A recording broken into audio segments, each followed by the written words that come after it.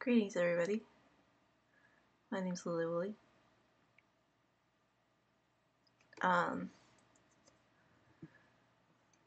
was born Lila Kale Teto. This is a name by which I no longer identify, and have not done so for almost 15 years.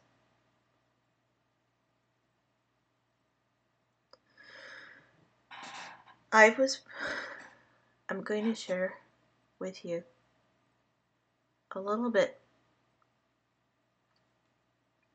about me.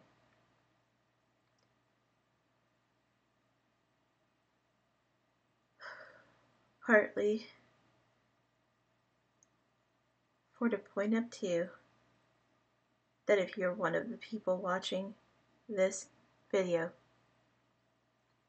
who have had HES, HES, a gender-neutral pronoun combining his and her in one word, his whole emotional spectrum, his whole life, how fucking lucky you are.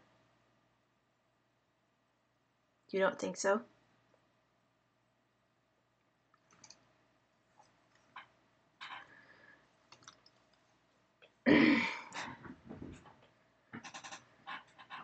I'm going to try to tell you in a relatively few minutes why you're wrong. And I'm saying that with kindness and gentleness. I haven't had most of my feelings for more than 16 years of my 38. Yes, that's right. My emotional hemisphere is 16 years old. It's only been open to me fully since January 7th, 2002. Want to know why? Because until then I had a tumor, a stage 2 of 4 amygdala, a stage 2 of 4 astrocytoma that occupied about half of my right hemisphere amygdala in the right temporal lobe, and a good portion of my right hemisphere hypothalamus. What this amounted to, in its practical effect,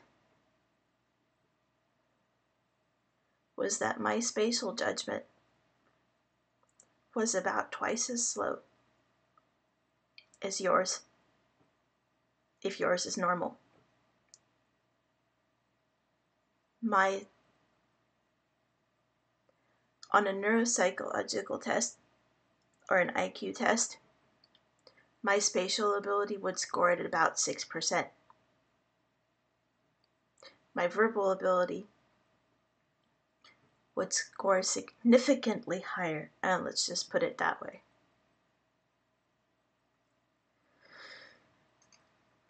But I'm going to tell you something. That verbal ability was not in social skills. At all. I had next to none. Before January 7th, 2002, I was inching my way up from about age 8 to age 22 and a half that year. Inching my way up out of being effectively pre-social. Bit by bit. Hominids of my age were for a long time at the top of my scary list. Even higher than volcanoes suddenly going exploding, earthquakes, and almost any disaster you could think of.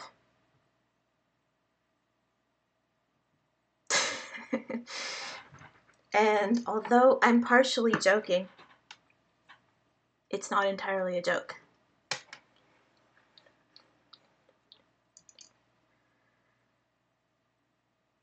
Because I didn't know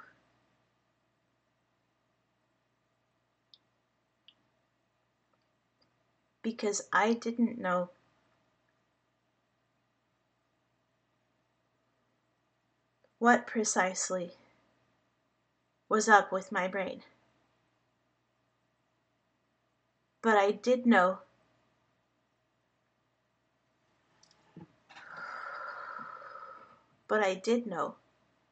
one thing quite early,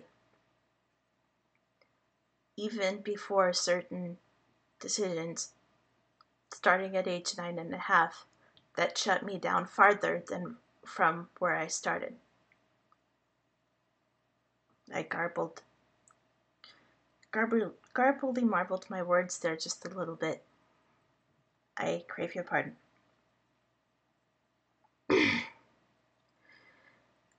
But I am gonna tell you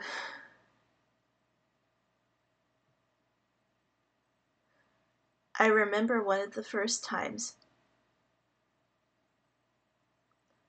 that I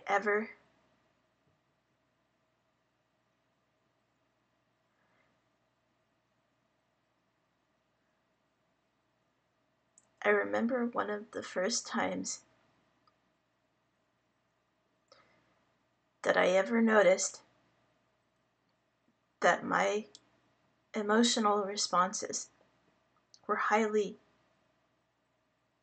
detached compared to many people in a lot of areas. I was 6.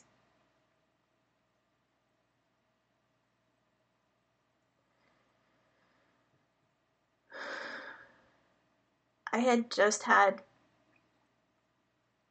my first brain surgery ever in December of 1985 to remove part of the brain tumor. I was seizure-free for about a month, maybe. They couldn't remove the whole thing then without doing more damage to me than it was worth. So they could not.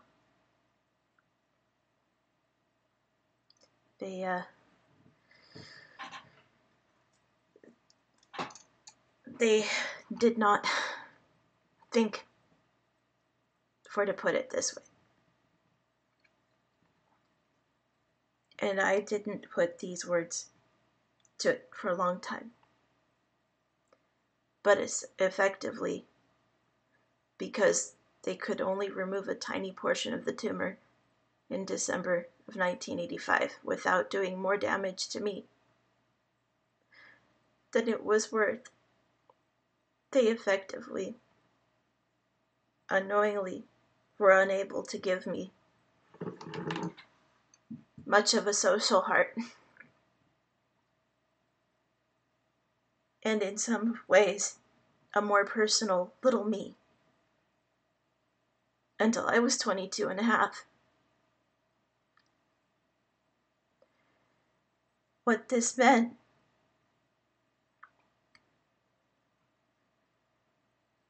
was that I could watch somebody cry in front of me.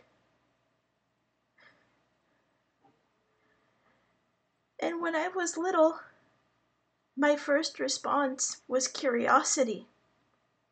It was the closest thing I had then to compassion, was a wide-eyed, open curiosity about why this person in front of me was crying.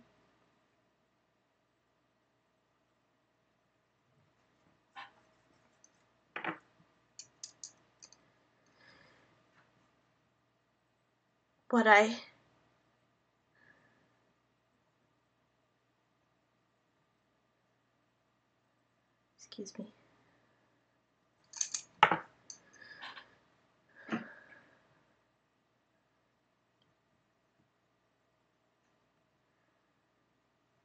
What I noticed, and one of the first things I noticed, was that when my seizures came back, about a month or so after the surgery, where a lot of people would have been severely disappointed, worried, or stressed out. I wasn't. I noted it. And one of my first responses was to watch and make sure and see if it happened again. When it did, I thought, oh, the seizures are back. That's too bad. In a very detached, clinical professorish way.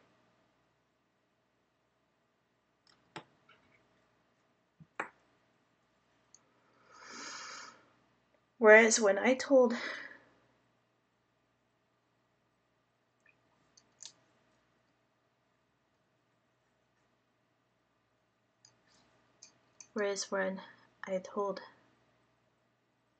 my elders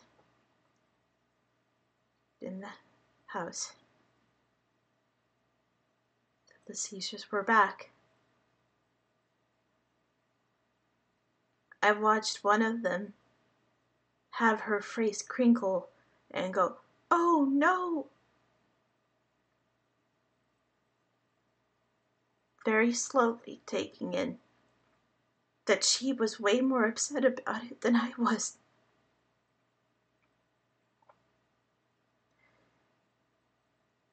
And my dad cried very little bit.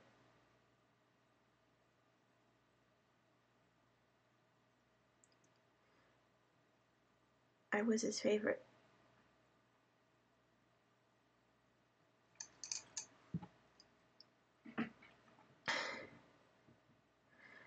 And in certain ways, I was his best friend.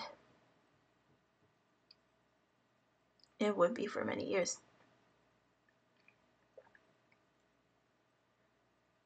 And I was blank while observing how much pain they had. And I wondered about it. But it didn't enter my mind for another few years to really concentrate on wondering about it inside of me. For another few years. One of the first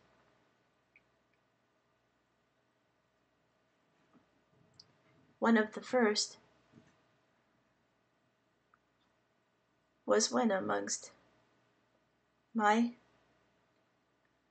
third grade classmates, I was the only person I could see my age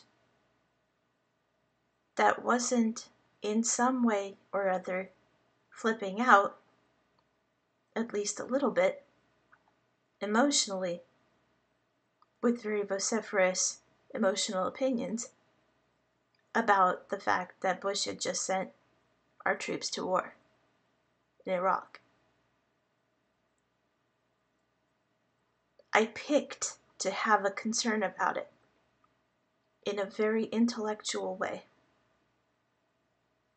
I thought about it for a little bit. And my thoughts went something like,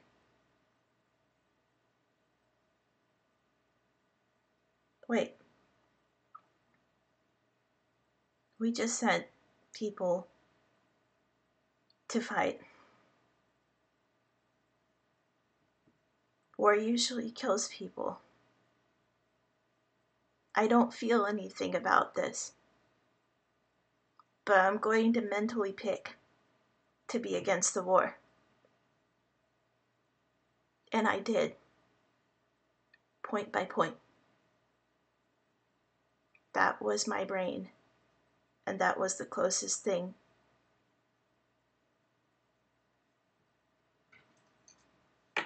I had for a long time to a social heart.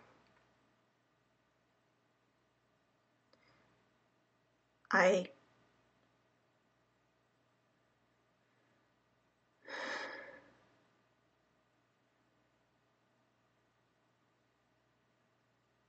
want every one of you watching to know,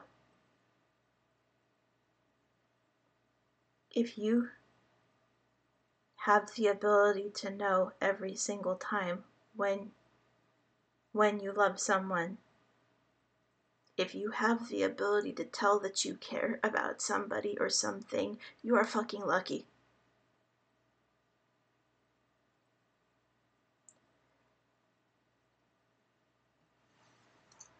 Because the type of hurt from not being able to tell is a unique one.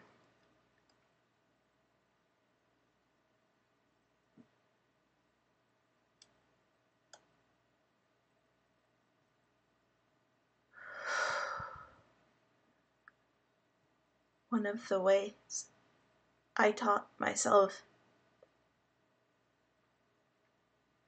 to do a social showing of kindness before I had personal feelings of kindness and compassion on a regular basis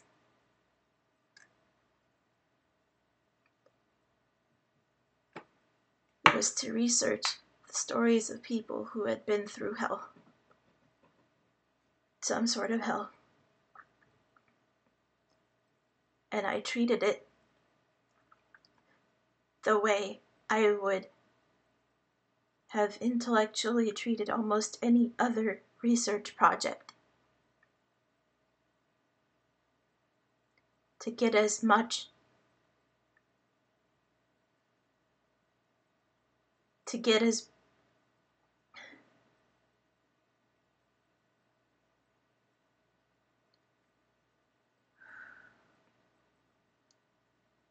a survey sampling, if you will, of the stories of people, kids and grown-ups in some cases, because I, at age 10, was beginning to read about some fairly dark periods of history for my own benefit, including the history of witchcraft. And in 4th grade, I made my aunt check out some books for me.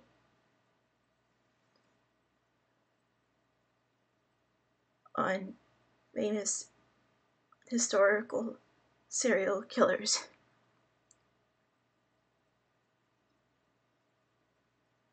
And I read some of their profiles. And I felt nothing. But I taught myself to think. I started my path to a heart. To a heart. By looking at them when I had read it, and saying things to inside, or sometimes in the privacy of my bedroom outside, like this. Well, I might not have the feelings they did, but they clearly had them. I have to accept that as information.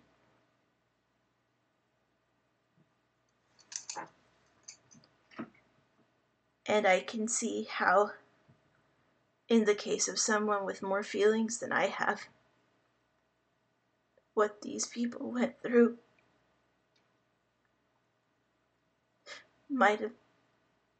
could have helped them have the thoughts and feelings that led them to do these bad things. In certain cases. because of the level of non-feeling I had, I was able to keep on reading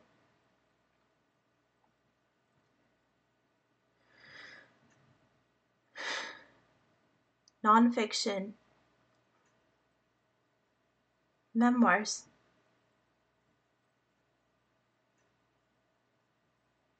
by a then active special education teacher named Tori Hayden about some kids, different ones, that she'd worked with and taught that had gone through really, really, really horrific things in some cases. And I managed to read those as my regular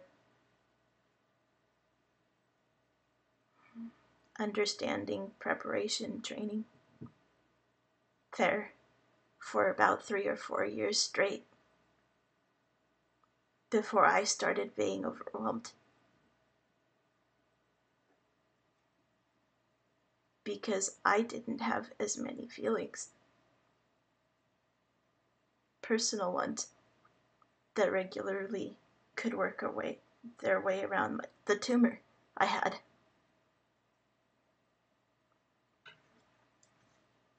Even if I hugged you, I wouldn't feel anything for many, many years. And there were times by around age 12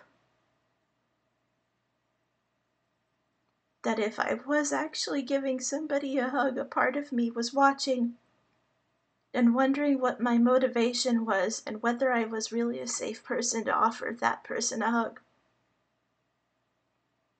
How did I know I didn't want to hurt them instead?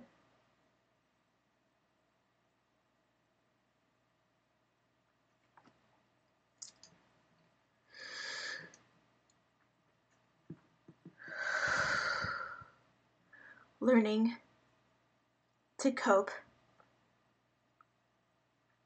with a much broader feeling spectrum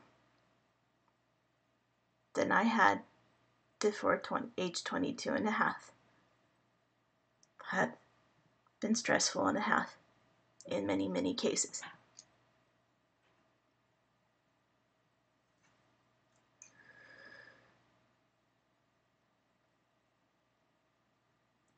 But I haven't gotten tired of being able to tell that I'm happy.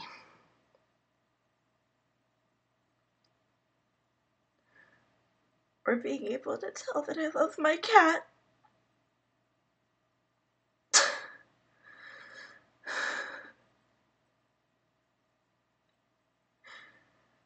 Or being able to tell that I actually care about somebody when I do.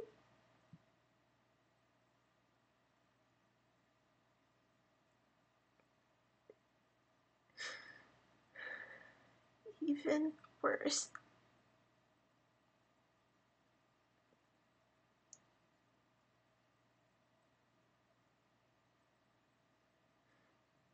Even worse than knowing that you give a fuck and it's hurting is not being able to tell whether you give a fuck because you're flat too much.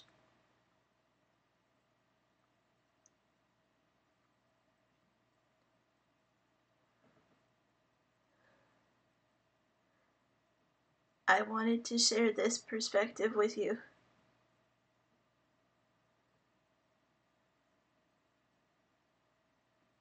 because I'm betting a lot of you didn't realize how lucky you were until you watched this.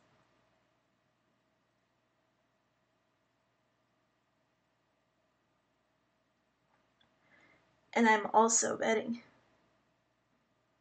that you never considered how big a role your brain plays in your heart. If you were ever damaged in the correct portion of your brain, you would have as little heart as I had, maybe less. maybe in some cases more.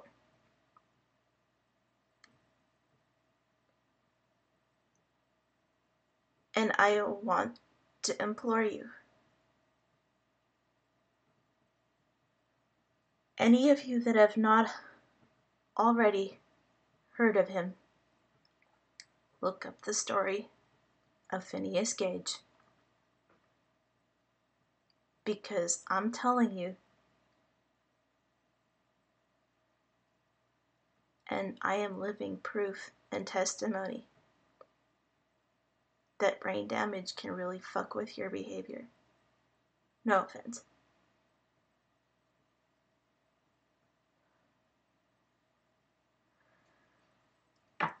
And it can fuck with your ability to feel. When you look at the stories of people in the news who have done horrific things,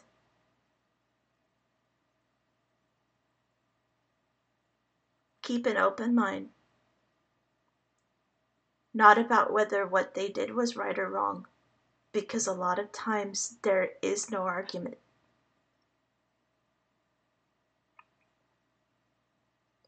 Not really.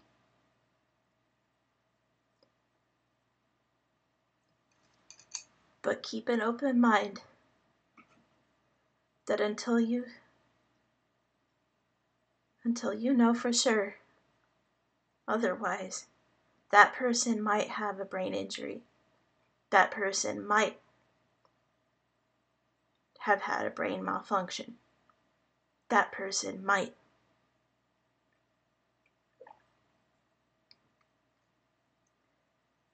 have a chemical imbalance that helped him or her or him be less capable of not doing that horrible thing.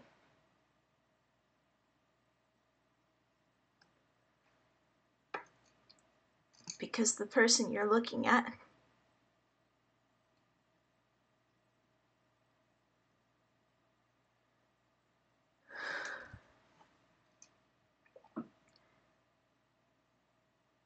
you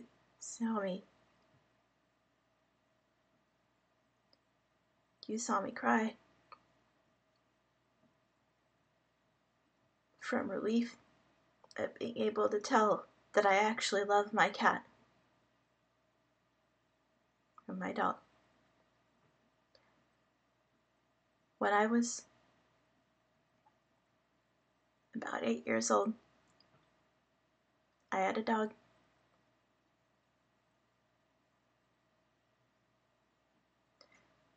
That she was about a year old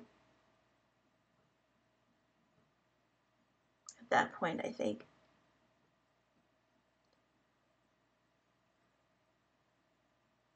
About one of the only things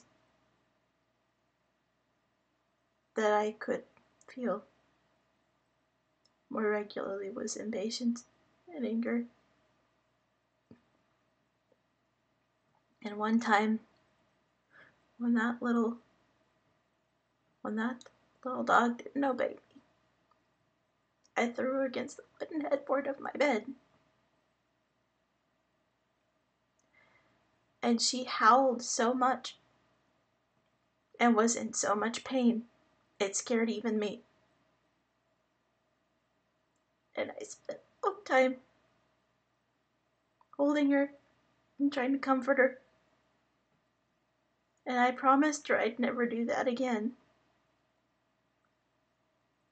And I never did.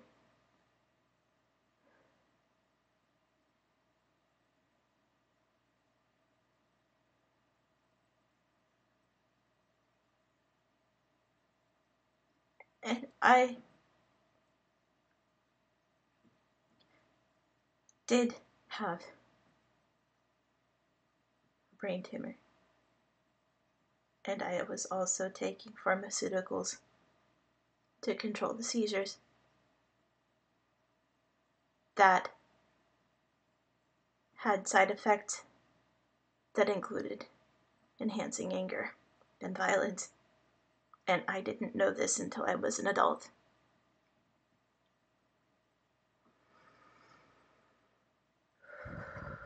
And when I learned it, I felt pretty pissed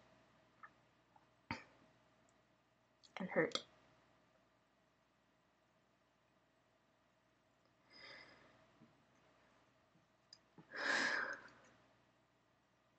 Yes, there are people in the world who are just shitty. But you'll never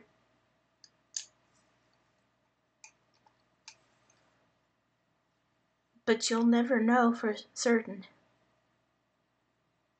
unless you're the neurologist doing their CAT scan or MRI. You'll never know for certain for yourself how many of those are shitty in their behavior because they can't fucking help it. Because their brain didn't allow them to have certain responses that would have prevented. Please keep this in mind. When you read about people doing bad things,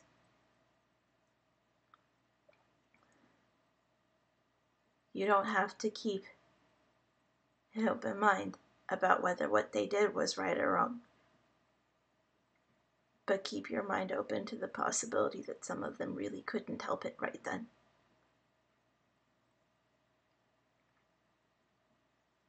Please. Because I was one of them. If I had done what I did to my puppy as an adult, I would have been arrested.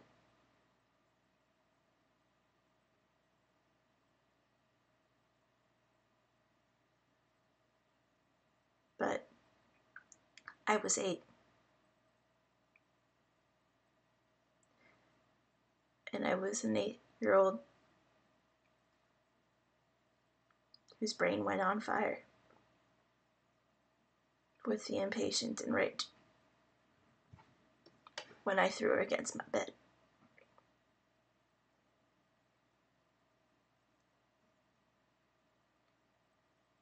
But I don't treat animals that way now.